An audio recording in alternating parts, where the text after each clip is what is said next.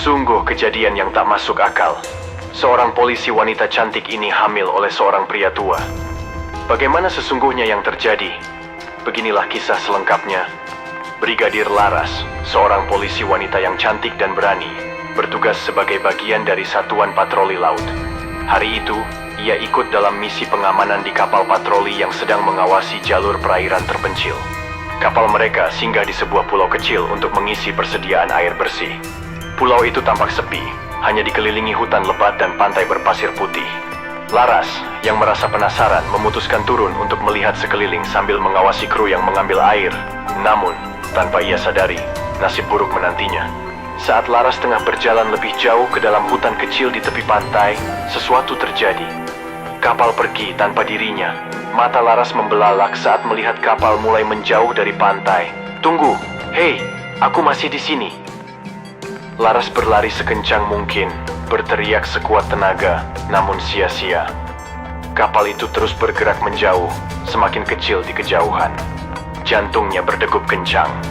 Ia merogoh saku, mencari alat komunikasi, namun sial, HT-nya mati, dan ponselnya tak memiliki sinyal. Ia kini benar-benar sendirian di pulau yang asing ini. Langit mulai berubah jingga, menandakan malam akan segera datang. Laras mengusap wajahnya, mencoba berpikir jernih. Ia harus mencari tempat berteduh untuk malam ini, setidaknya sampai kapal itu kembali untuk menjemputnya, jika mereka menyadari kehilangannya. Namun, belum sempat ia melangkah lebih jauh, sebuah suara asing membuatnya merinding. Krek, ranting patah. Langkah kaki samar terdengar di antara pepohonan. Laras menoleh cepat. Dengan sigap, ia mencabut pisau lipat dari pinggangnya. "Siapa di sana?" Serunya tegas. Dari balik bayangan pepohonan, muncullah sesosok pria tua. Matanya tajam penuh rahasia. Laras menegang. "Kau, siapa?" Tanyanya curiga. Pria tua itu diam sejenak, lalu menjawab dengan suara serak dan misterius. Aku adalah orang yang sudah lama dianggap mati." Laras tetap berdiri siaga, matanya tak lepas dari pria tua di depannya. Wajahnya terlihat lelah, tetapi sorot matanya masih tajam. Ia tampak seperti seseorang yang sudah lama hidup di pulau ini. Pria itu melangkah perlahan ke arah batu besar di tepi pantai, lalu duduk dengan tenang. "Kau tidak perlu takut," katanya dengan suara berat. "Aku bukan ancaman bagimu." Laras tetap waspada, tetapi rasa ingin tahunya mengalahkan ketakutannya. Ia menurunkan pisau lipatnya, namun tetap menjaga jarak. "Siapa kau?" tanyanya dengan nada tegas. Pria itu menatap laut sejenak, seolah mengenang sesuatu yang jauh di masa lalu. "Namaku Kapten Adnan," katanya akhirnya. "Aku dulu seorang tentara, bertugas di perairan sekitar sini lebih dari 30 tahun yang lalu." Laras mengernyit. Nama itu terdengar familiar. "Kapten Adnan? Tapi, kau sudah lama dinyatakan hilang." Pria tua itu tersenyum tipis, tetapi ada kepedihan di matanya. "Ya, mereka semua mengira aku mati. Sebenarnya, aku selamat dari serangan di laut waktu itu. Tapi aku terdampar di sini, sendirian. Tidak ada yang mencariku, dan tidak ada cara untuk pergi." Laras mendengarkan dengan saksama.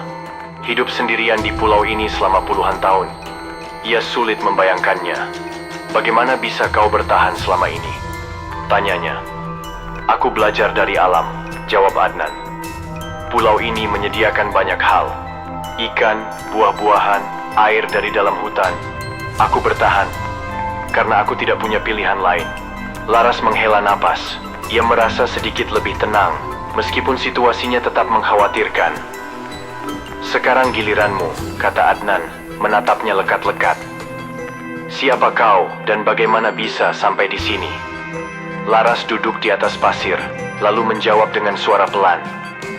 "Aku Brigadir Laras, polisi yang bertugas di kapal patroli. Kapal kami singgah sebentar di pulau ini untuk mengambil air, dan aku tertinggal. Mereka pergi tanpa menyadari aku masih di sini." Adnan mengangguk paham.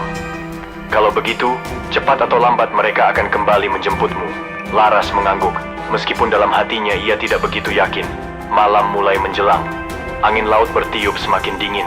Laras merapatkan jaketnya dan melirik Adnan yang tampak santai menghadapi gelapnya malam. "Di dalam hutan ada tempat berteduh," kata Adnan akhirnya. "Jika kau mau, Aku bisa mengantarmu ke sana. Laras menatap pria tua itu dalam-dalam, mencoba mencari tanda-tanda bahaya. Namun, hanya ketenangan yang terlihat di wajahnya.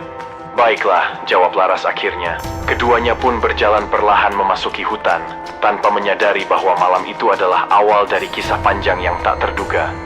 Laras mengikuti langkah Adnan yang berjalan santai di antara pepohonan. Malam semakin larut, tetapi pria tua itu bergerak dengan percaya diri, seolah sudah menghafal setiap sudut pulau ini. Tak lama, mereka tiba di sebuah gubuk kecil yang terbuat dari anyaman bambu dan ranting. Meskipun sederhana, gubuk itu terlihat kokoh dan cukup nyaman untuk berteduh. Inilah rumahku, kata Adnan sambil menepuk dinding bambu. Mungkin tidak seperti yang biasa kau tinggali, tapi setidaknya bisa melindungi dari hujan dan angin. Laras mengamati sekeliling. Di dalam gubuk itu terdapat beberapa peralatan sederhana yang tampak dibuat sendiri oleh Adnan. Sebuah tempat tidur dari daun kering, wadah air dari batok kelapa, dan alat-alat berburu dari kayu dan batu. Aku tidak punya pilihan selain beradaptasi, lanjut Adnan.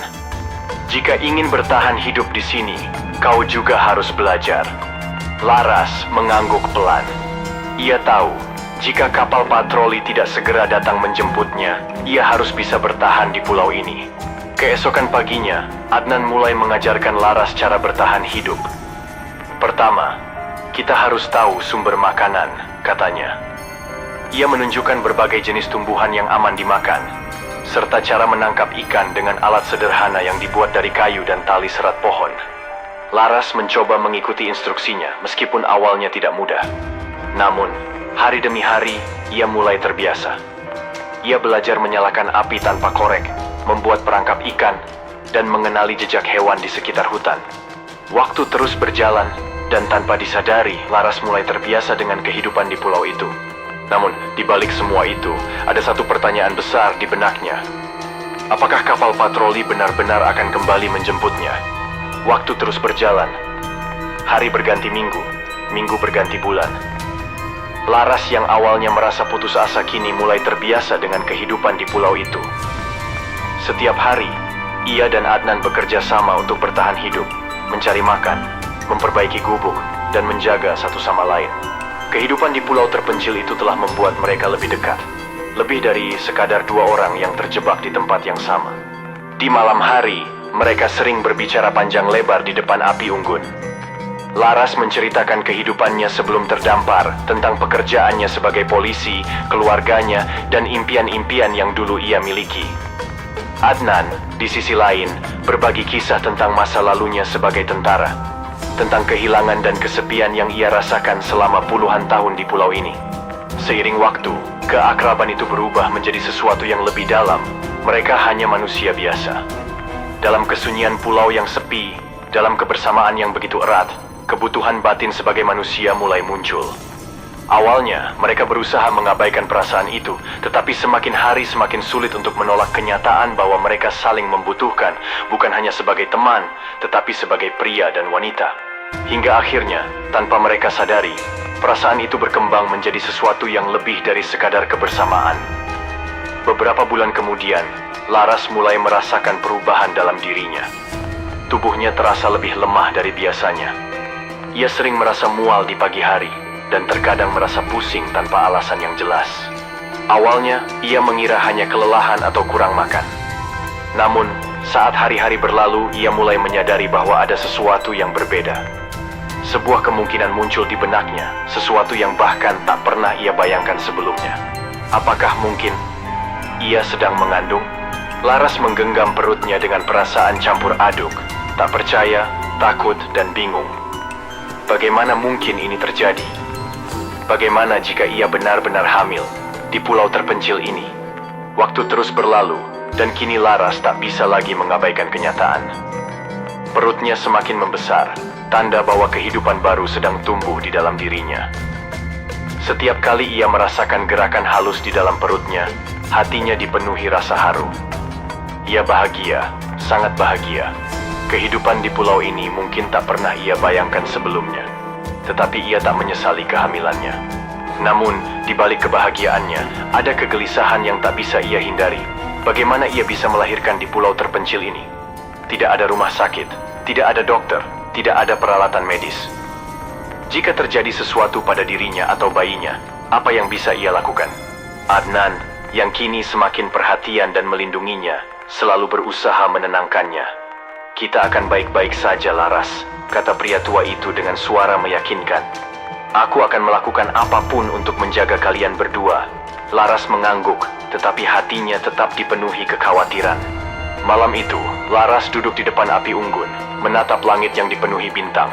Ia mengusap perutnya dengan lembut, berbicara pelan kepada bayi yang ada di dalam kandungannya.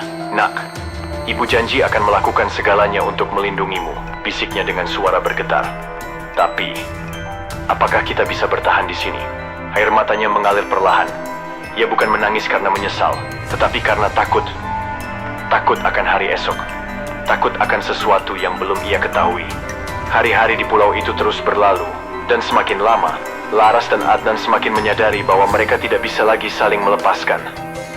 Aku sangat menyayangimu, Laras, kata Adnan suatu malam saat mereka duduk di depan api unggun. Laras tersenyum, menggenggam tangannya. Aku juga, sejak pertama kali bertemu, aku selalu merasa nyaman bersamamu. Mereka tahu, meskipun terpisah oleh usia dan latar belakang yang berbeda, hati mereka telah menyatu. Namun, di tengah kehidupan yang semakin mereka terima di pulau itu, sebuah kejadian tak terduga terjadi. Suatu hari, suara gemuruh mesin kapal terdengar di kejauhan. Laras yang sedang duduk di tepi pantai langsung berdiri dengan mata terbelalak. Adnan, lihat itu! Serunya sambil menunjuk ke laut. Adnan berlari mendekat, dan mereka berdua melihat sebuah kapal patroli mendekat. Tim penyelamat akhirnya menemukan mereka. Setelah sekian lama, Laras akhirnya bisa kembali ke peradaban. Namun kini ia tidak kembali sendirian. Ada Adnan di sisinya, dan di dalam perutnya ada anak mereka. Setelah kembali ke kota, kehidupan mereka pun berubah. Laras tetap menjalani tugasnya sebagai polisi, sementara Adnan tidak kembali menjadi tentara. Ia memilih kehidupan yang lebih tenang, bekerja sebagai perawat kebun taman di daerah tempat mereka tinggal. Beberapa bulan kemudian, Laras melahirkan seorang bayi laki-laki yang sehat. Tangisan pertama anak mereka memenuhi ruang bersalin, membawa kebahagiaan yang tak terlukiskan. Saat menggendong bayinya untuk pertama kali, Adnan menatapnya dengan mata berkaca-kaca. Dia luar biasa. Terima kasih, Laras, bisiknya. Mereka menamai anak itu Nurjaya, yang berarti cahaya kejayaan. Meski perjalanan mereka dimulai di pulau terpencil, kini mereka menjalani kehidupan baru sebagai sebuah keluarga. Bukan lagi sebagai dua orang yang terdampar, tetapi sebagai suami istri yang saling mencintai, membesarkan anak mereka dengan penuh kasih sayang. Kisah ini bukan hanya sekadar cerita fiksi, tetapi juga mengandung makna tentang keteguhan, penerimaan, dan cinta tanpa batas. Laras dan Adnan menunjukkan bahwa di tengah keterbatasan, manusia bisa bertahan dan menemukan kebahagiaan. Hidup mungkin membawa kita ke jalan yang tak terduga. Tetapi selama kita memiliki hati yang terbuka dan saling mendukung, kita bisa menemukan kebahagiaan di mana saja. Terima kasih sudah menonton sampai akhir. Jangan lupa untuk like, komen, dan subscribe agar tidak ketinggalan kisah menarik lainnya.